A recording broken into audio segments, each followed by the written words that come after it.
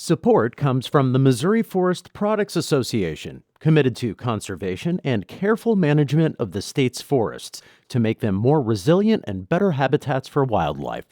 ChooseWood.com. This is the Politically Speaking Hour on St. Louis on the Air.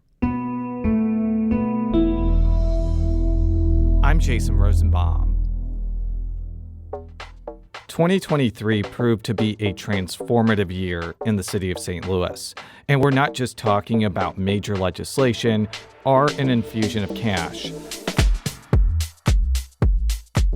The city's Board of Aldermen shrunk from 28 to 14 members, marking the biggest structural change for the powerful legislative branch in generations. April's election solidified a left-leaning coalition's hold on city politics. And while the Board of Aldermen managed to get plenty done to protect tenants' rights and to provide a break for senior homeowners, they still have plenty of legislative work to do in 2024 to solidify public safety, stabilize the city's jail, and potentially reinstate red light cameras. And they have to work with a mayor's office with a similar political philosophy, but often different ideas on how to solve the city's problems. Joining us to talk about what's ahead for city politics is St. Louis Board of Aldermen President Megan Green. Green recently marked her first year in office in a post that has significant influence over the course of legislation and the city's budget. President Green, welcome to the Politically Speaking Hour on St. Louis on the Air. Thanks so much for having me. How do you think shrinking to 14 members changed how the Board of Aldermen operated? It's really forced us to be a more policy-oriented board. We have now filled the majority of open staff positions that we had at the board to give us greater capacity to do public policy research, engage in stakeholder meetings in ways that we haven't been before, and be able to respond to constituent concerns all at the same time.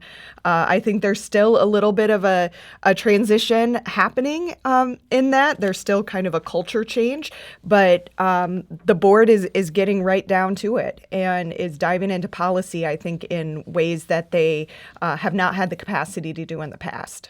One of the policy areas that did not get past the finish line in 2023 was legislation trying to assist the city's homeless population. And some of the provisions, including creating intentional campsites in the city and making it easier for new shelters to open up. You saw it. It received a lot of criticism. Why do you think that bill ran into so much opposition? You know, I think that we were in a place where we were starting the conversation. We have to recognize that the legislative policy process is just that. It's a process. And so anytime you bring a bill that requires a lot of change to the public and to the board, a lot of times people need to sit with it for a while.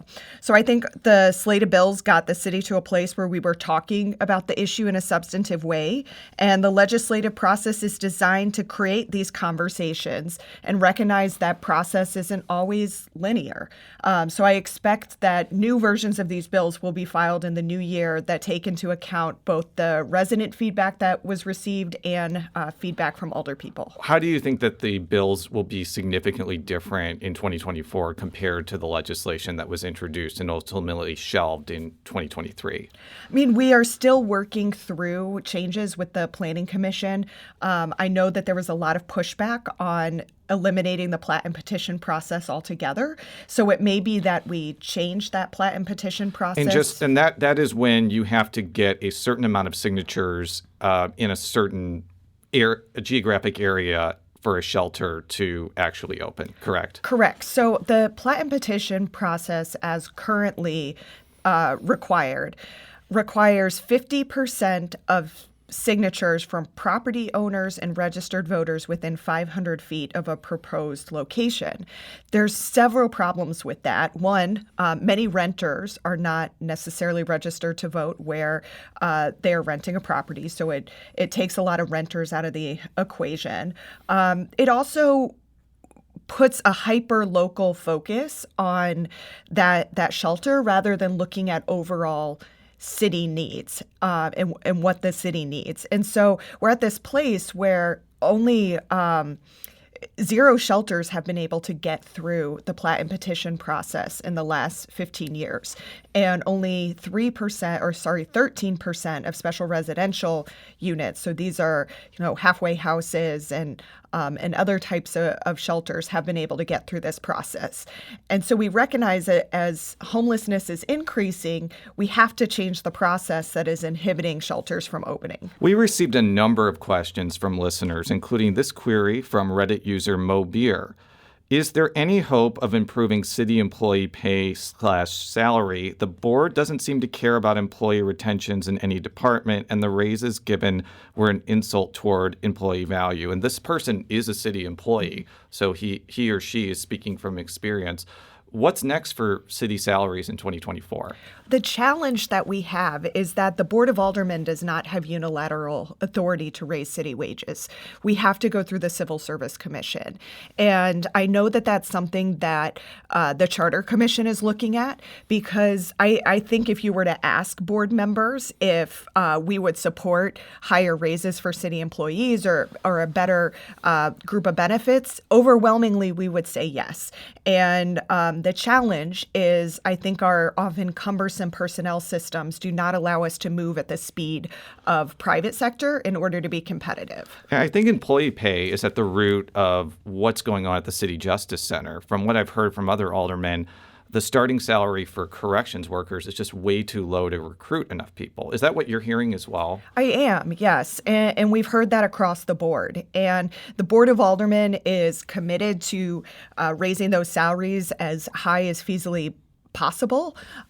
We know that, again, it has to go through several stages, from union negotiations to the Civil Service Commission before the Board of Aldermen can act.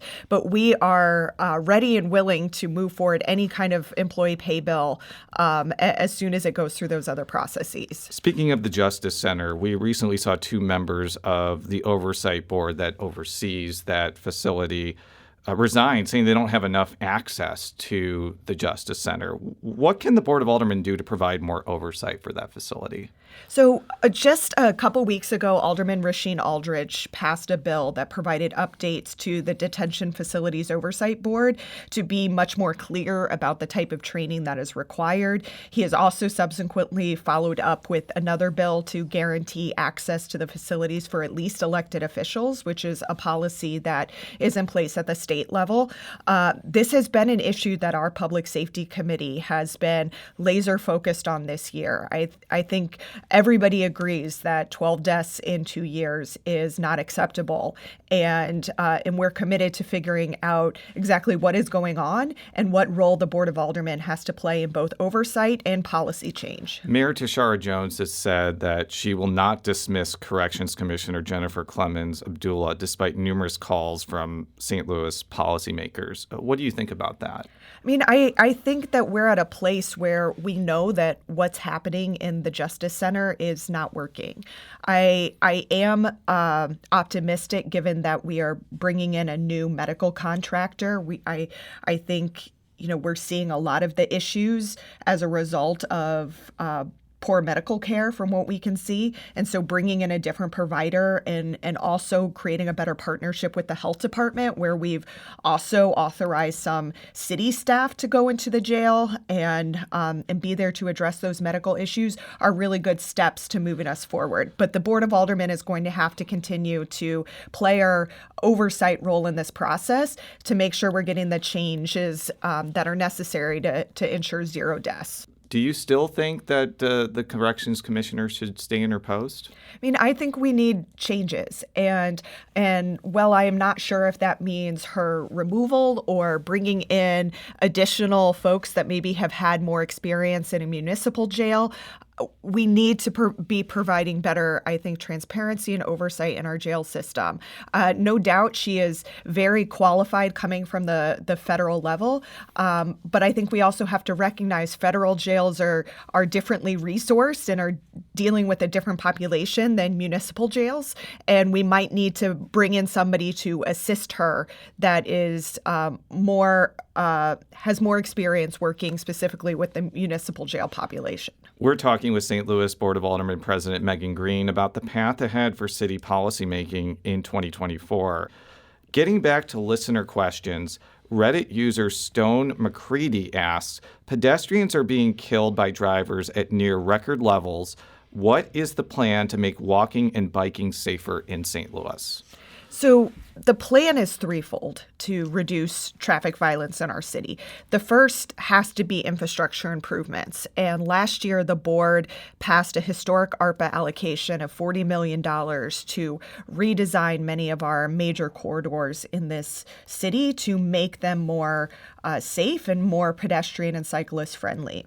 The second and third pieces of that have to be enforcement and education. So we know Missouri is one of the only states that does not require driver's education. And so the automated traffic enforcement bill that we have right now in front of the board, first, it helps to provide that enforcement piece, but second, fines and fees that are generated go into a traffic fund that, one, can pay for neighborhood safety improvements on neighborhood streets, and two, to fund a driver's education program through the city.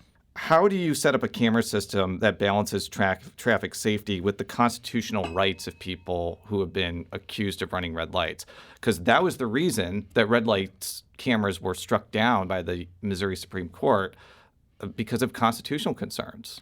I think that we've tailored a bill that passes that constitutional muster. What the challenge was previously is you could not tell who was driving the vehicle. And so there was a lawsuit over challenging whether somebody could actually be ticketed if you didn't know that that person was the person behind the wheel. So the bill that has been designed would require a camera system that would be able to detail who is driving that vehicle, which most likely would mean that that camera system would have to have some kind of facial recognition. We recognize that that can cause major privacy violations as well. And so that is why, there are some protections that are already written into the automated traffic enforcement bill. And then two, Rasheen Aldridge filed a bill 2 weeks ago for community control over surveillance technology. So it's a bill that will, going forward, require contracts for these types of technologies to come through the Board of Aldermen so that we're able to have public processes around them. The public can weigh in on what type of technology is being proposed, the impacts it could have on civil liberties, and we can weigh that before making a decision over implementing technology. Now, you mentioned where some of this revenue is going to go towards traffic safety and driver's education, but I have to imagine some of it's going to go to pay the vendor that's administering the program, correct? Correct. The way that the bill is structured, the first line of revenue has to be to pay for the program so that it's essentially paying for itself. Now, there's typically a lot of hesitancy around privatizing aspects of law enforcement or privatizing any sorts of city governmental services. But there seems to be less of a reluctance when it comes to automated traffic enforcement, because what gets brought up all the time is we don't have enough police to do it. But isn't this, no matter how you describe it, privatizing what should be a public law enforcement duty? I think in this case, we're looking at something that is a task that that government does not typically do, and or at least do well.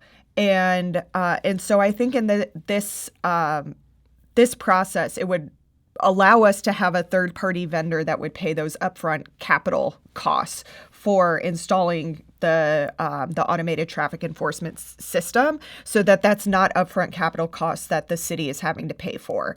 But alongside that, the city establishes regulations over that system, and so we're not giving away control in that way. We are still continuing with city policies and requiring that whatever vendor we choose has to abide by those city policies. We've gotten a lot of questions about whether city policymakers will start spending the RAM settlement money in 2024.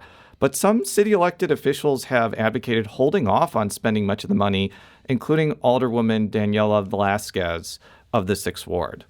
So I actually think we should hold off on spending it, at least for a while. I do think that waiting till we've spent all our ARPA money is the most logical, practical thing to do, and let it accrue the $12-some-odd million a year it's accruing in interest.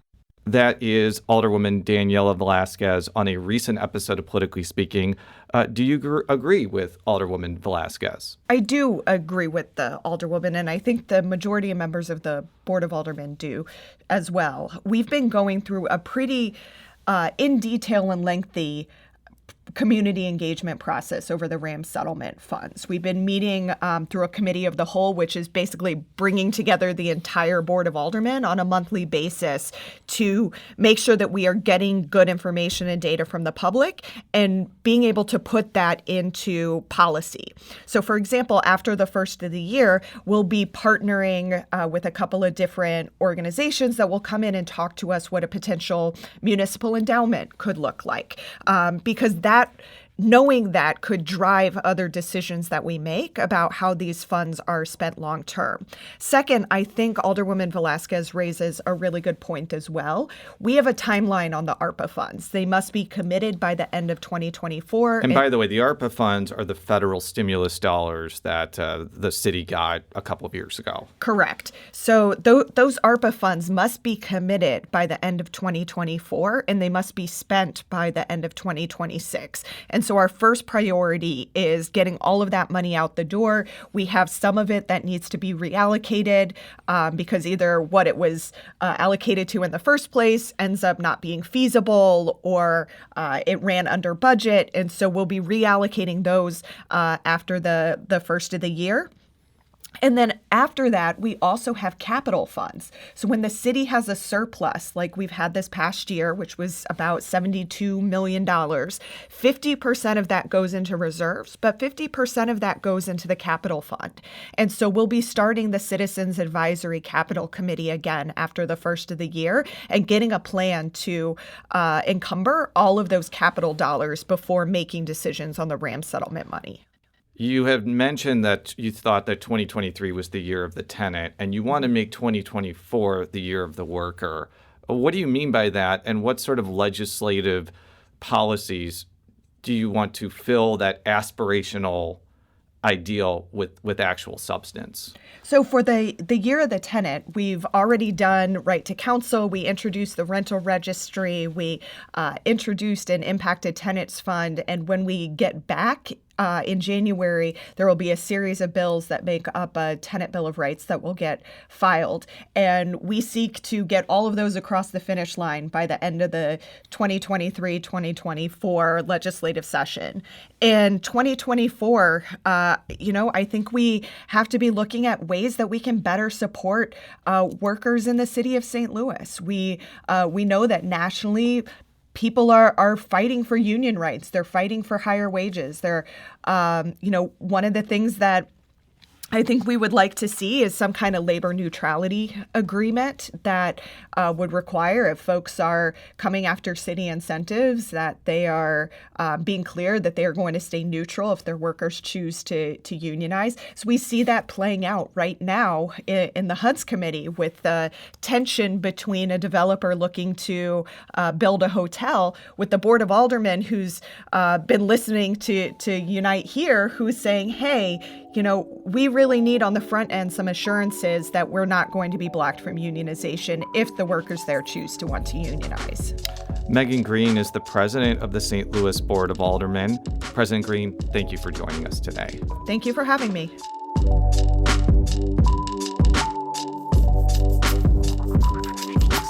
This segment was produced by Jason Rosenbaum and engineered by Aaron Dorr. Our executive producer is Alex Hoyer. St. Louis on the Air is a production of St. Louis Public Radio. Understanding starts here. St. Louis on the Air proudly supports local artists by using music from Life Creative Group. Do you find yourself regularly listening to episodes of St. Louis on the Air? Suggest us to a friend you think might enjoy our conversations, and leave us a review and rating on Apple Podcasts on the App Store. It's the simplest way to help people discover our show. Thank you. St. Louis Public Radio is a member-supported service of the University of Missouri St. Louis.